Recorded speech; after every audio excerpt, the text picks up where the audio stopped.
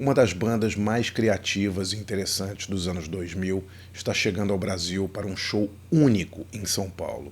É o Clap Your Hands, Say Yeah, que se apresenta no Cine Joia no dia 12 de junho. Atenção, dia dos namorados, hein? Você pode comprar os ingressos para esse show aqui nesse QR Code, vai ser um showzaço.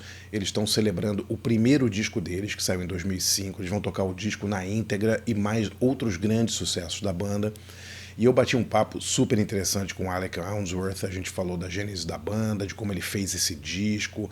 Foi um papo, eu nunca tinha conversado com ele, adorei essa conversa. Fique aí com a minha entrevista com Alec Ounsworth do Clap Your Hands, Say Yeah. Thank you very much for doing this. Great speaking to you. Huge fan Me too. here. And I'd like to start by asking you, how has it been revisiting an album that you did 20 years ago that is so influential? Um, it's surprisingly, um, I wouldn't say cathartic or anything like this. I would say it- it's helpful in terms of the fact that I appreciate this more than I did 20 years before. Sure. I think I was really hard on myself 20 years ago. Hmm. Um, and I didn't even want to release this album. That's how hard I was on myself. Because I didn't think it was good enough. And I'm happy to be playing these songs now and looking back because I I have come to appreciate what I did back then a lot more than I did then. So it's kind of cool. But it was your first full album, right? I mean, how could Yeah. you be so hard on yourself doing your first? I mean, you didn't have anything to compare yourself. Any work that you had done previously that you say, well, I did something better or I can do something better. It's true. It's true. But I think for me, I was already doing so many demos Hmm. that I thought were some. Oftentimes, I thought it was cooler than we were made on the album, things like this. I was holding myself up against work that I was doing alone anyway, and I thought it was good. I mean, right now, I really think it's good. But at the time, I didn't have the perspective because I had been listening to the album like a million times Yes. before we released it, which is part of the reason why all of the backup vocals happened. I think I added little touches of songs that I didn't think quite complete. Like It's Hmm. Just Love, I did the winding, whatever. So yeah, you're right. I didn't have anything to compare myself to except other people who I respected. So for me, if it didn't approach Here Come the Warm Jets or something like this, that wasn't good enough. You're But it's aiming like aiming pretty high. I was aiming high from the beginning, sure, but I had that mindset. I mean, for me, I was like, if I don't at least approach some of my heroes, then Hmm. what's the point? But you got to be careful with that. I remember being when I was younger, like 16, 17, I was into Ernest Hemingway, Yeah. and I remember reading an interview with him in the Paris Review, and I don't know how long before his suicide this was, but he said something along the lines of like, I beat this one author with this book, but I wanted to beat Flaubert, like beat Flaubert. And I was like, what a weird way of thinking about things. And if you are not careful, then you're never gonna beat him because it's never gonna be the same, obviously. Yes.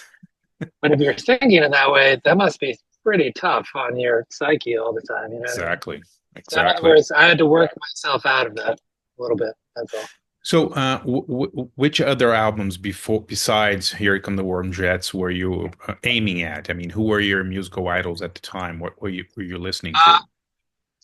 Yeah, I mean, like it was a lot of him, like taking Talking Mountain by Strad was another one. I mean, and not so, and also not so much Before and After Science or Another Green World, but Hmm.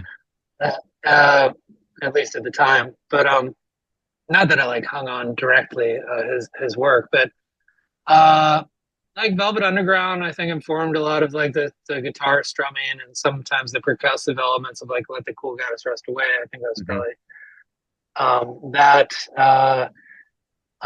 Television was important, partly because of how Tom Berlin sang. Patti Smith's Horses was important, but you know, Colin Newman from Wire was a huge influence for me. or just Wire. Just the way they sang and their approach to like, I realized that I could hit a certain range of my voice around that time, and I also wanted to exploit a repetitive nature of singing. Yes. Um, so, but I mean, I never really consciously did it. I was just kind of like so invested in these people that it just kind of came out. Right. But yeah, I mean, a lot of stuff like early Nick Cave stuff like this. You know, it was like I don't know. I guess some of like the elegant punk that was happening. Yes. You know, that had happened. You know, And it was a pretty amazing time in like the American indie scene. You had a lot of great bands coming in the beginning of the 2000s, right? I mean, how was I mean, you guys, you're from Philly, but most of the band, I guess, was from New York, right? yeah, the other guys were in New York. Yeah, Yeah. but How it was was that? me, right? Yeah. Yeah, for me, it was me writing this stuff, and I stayed pretty far away from the whole scene. Like, Hmm. eventually, we played some festivals with certain people who I liked, like the guys in TV on the radio Yes. were around, and I liked what they were doing. Um, yeah, I mean, there was a band called Phenomena that we Yes. played some shows with, and they were cool.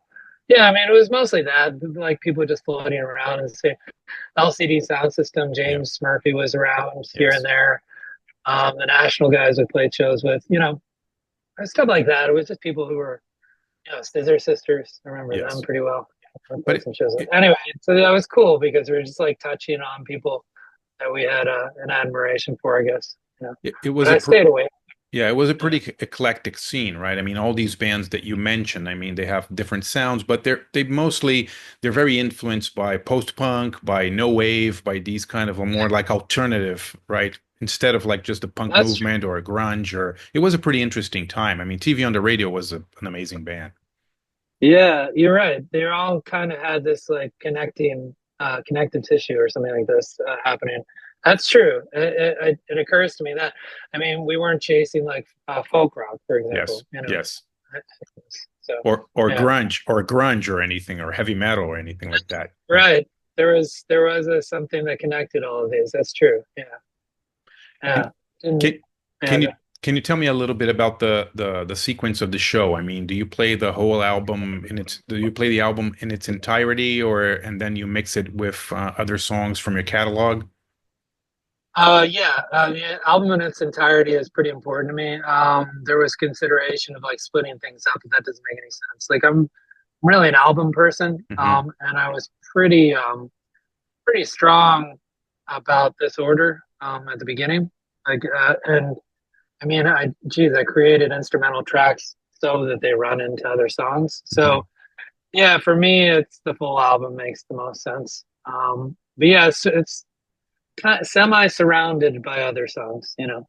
Sure. So And the album, you said that you're an album guy, right? And I am too. yeah, I know exactly what you mean. And I mean, the album came out in a period when music was becoming less album oriented and more and going back to like a singles thing, which happened in the yeah, 60s, you know, it's crazy. Like, and I mean, but you devised this album as a work that had to be listened from the first to the last album track in a certain order, right? yeah. That's the way I always thought of albums. I mean, not don't get me wrong. Like I do love, you know, people like Roy Orbison or Of Chuck course. Berry or Elvis Presley, Yes. whatever. And I realized that you can kind of like pick and choose, and they weren't like thinking of it as this Yes. needs to follow this. But for me, like again, I don't know if it was the Eno influence or a certain like you know, minor infatuation with like Pink Floyd or like Led Zeppelin or whatever it Right. might be, or you know, even like when I was 13, I guess, like Pearl Jam's 10 came out, Yes. and to me, that is an album It's that true. kind of significantly goes in that direction. You Yes. know, so people were doing it for a long time, and in my formative years, that was important. You know, so And yeah, and that's where it comes from. yeah, but the artists that you mentioned, like Elvis and Roy Orbison, I mean, they worked in a different time, right? I mean, LPs were not the thing at the time. I mean, they became maybe in the 70s, right? Yeah, now it's kind of reverted back a little bit. Yes. I haven't embraced that exactly. I mean, New Fragility, my last album, is definitely an album. Yes. Yes. Um, so I don't know. I mean, it's just like I hold on to my own convictions, for better or worse. Sometimes, yeah. And traveling all over the world playing like music that you've been doing in the last 20 years. I mean, do you see a lot of new bands that were influenced by Clap Your Hands, Say Yeah? I mean, I've heard that bands have told me that they're influenced by me, but I don't hear it directly. Right. You know, Right. generally, like I don't want to name names. I don't know. It's kind of weird, but there are some bands that are, you know, that are fairly well known, and they've done things like, you know, just they've hit me up, or they've like Yes. left notes in my dressing room actually Oh, sometimes. And it's nice to hear, but it's always a surprise. I'm it like, oh, is. I It didn't realize is. that. So I honestly I don't know many bands that sound like Clap Your Hands See Ya. I know people have been reaching to say. I mean, there's this band in Canada that I don't know very well, but I think they're called Wolf Parade. Wolf Don't know Parade. them. Yeah. Yeah. I feel they're fairly popular up there, and Hmm. a lot of people are like, "Oh, you sound like Wolf Parade," and I've listened to Wolf Parade. I'm like, I don't get it, but okay. The only, I think the closest almost contemporary that I could say, and it's a real like honor for me to say, to say something like this, but like Neutral Milk Hotel and like the Okay. way Jeff Yes. Yes. stuff, that to me is like Yeah. maybe touches on this a little bit.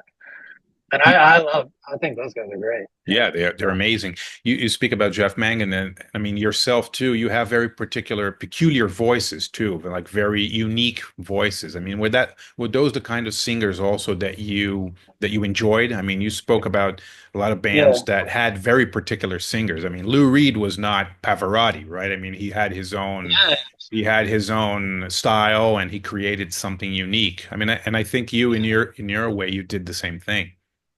Yeah, I mean, I think the people that I like, everyone is like kind of confidently followed their own unconventional Yes. instincts. Yes. Lou Reed was one. It might have taken him a minute to get there. I don't know how much you know about Velvet Underground, but I was such a nerd about Velvet Underground Really. that, oh yeah, I mean, I listen to all the, you know, what live at Max's Kansas City is one thing. That's like that. You can get that anywhere. But like the Quine tapes, I don't know if Yeah, you've heard yeah, that. yeah, yeah, yeah. I also don't know if you've heard their early recordings where he and John Kill were trying to like panhandle, I guess, on the streets of New York. And he's Yeah, clearly trying to sound like Bob Dylan. So it took him a minute to get to Lou Reed, you know? it's true. It just came out It's amazing. a record just came out with his very early recordings for Pickwick for that, right? When he was like a Oh, session sure. Yeah. recorder. Yeah, yeah, that's funny stuff. I mean, Yeah, the ostrich and all those songs, you know. absolutely. Yeah, I know exactly what you're talking about. So I was pretty obsessed with Lou Reed. But I mean, what struck me the most was he followed his path, and Yes. you know, you know, who dares to stand in the way of Lou Reed's but I mean, to me, it was a model. Yes. And a lot of for my early interviews and things like this, I was a little more abrasive. And I thought, but that's what you're supposed to do. I mean, Yeah. Lou Reed, Bob Dylan, you know, these are the people that I admire. So, Yeah, I had a very abrasive, actually two meetings with Lou Reed. One, he was the nicest person in the world. It was amazing. Like I don't know if he had just started dating Laurie Anderson, whatever. And the second, he was a complete asshole. It was incredible. so that was into his relationship with Laurie Yes, Anderson. exactly. Yeah. uh, I mean, it's good day, bad day, but I think a lot of people don't recognize the fact that like these guys, I think probably the maybe the best, maybe it's not the right way to put it, but most empathetic interviews would potentially be done by people who've been run around the world Yes. doing this in this way. Because I think a lot of people, I mean, you seem to know the game pretty well, but a lot of journalists, I think, feel like, oh, it must be a privilege and an honor to be there, Yeah. and it is.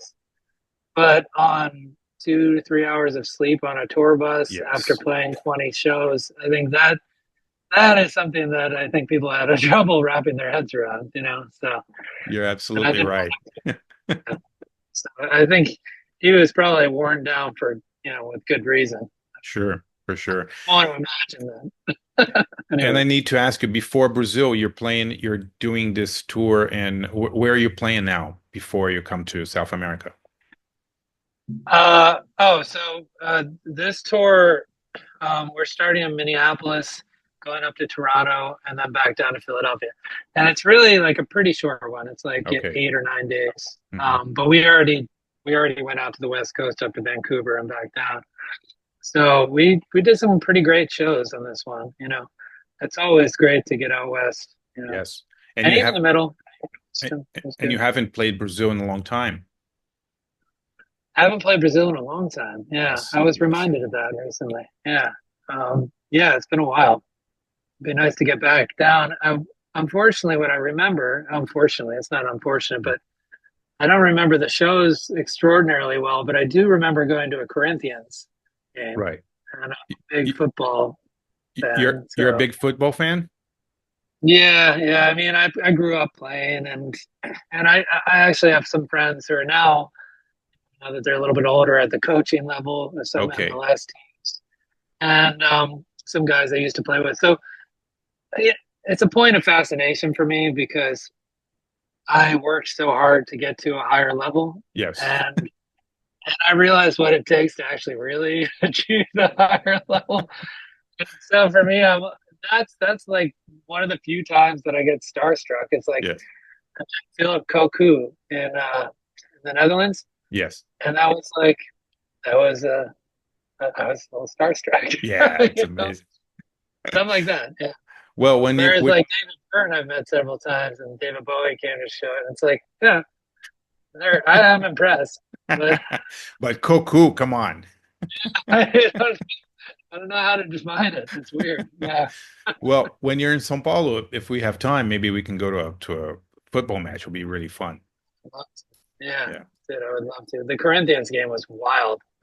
That was really crazy. You remember who they played? They played Sao Paulo, São Paulo. Yeah, local rivalry then. and Kaka, or yeah, was Kaká. playing. Yeah, Kaká. Yeah, Kaká he was playing. played in São Paulo. He was one of the best. He's great. Yeah, and it was really bizarre because I didn't know the level of animosity Yes. that the Corinthians had for probably anyone, but probably Yeah. mostly this team. God, it was crazy, but it was pretty energetic.